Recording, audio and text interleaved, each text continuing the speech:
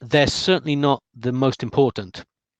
And to sort of put that into context, and we can come back and talk about the details if you want, but just before COVID, we did some experiments with Dan Europe, and we tested out different gradient factors.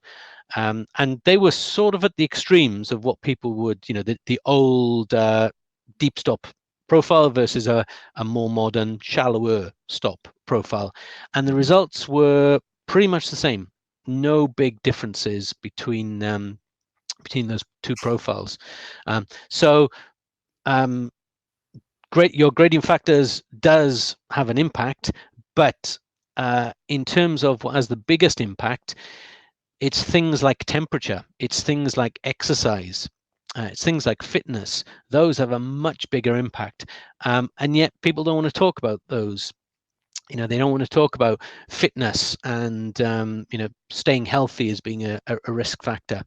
But there's some really interesting research that came out of Scandinavia, and it's been around for quite a while now. It's probably 15 or so years old, that aerobic exercise the day before a dive has a much bigger impact on decompression stress than your gradient factors.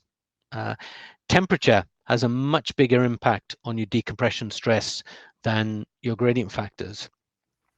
So I think it's those sort of other real world things. They're the areas where we can really have an impact. The US Navy did a study, and they were looking at divers being warm or cold in different phases of the dive.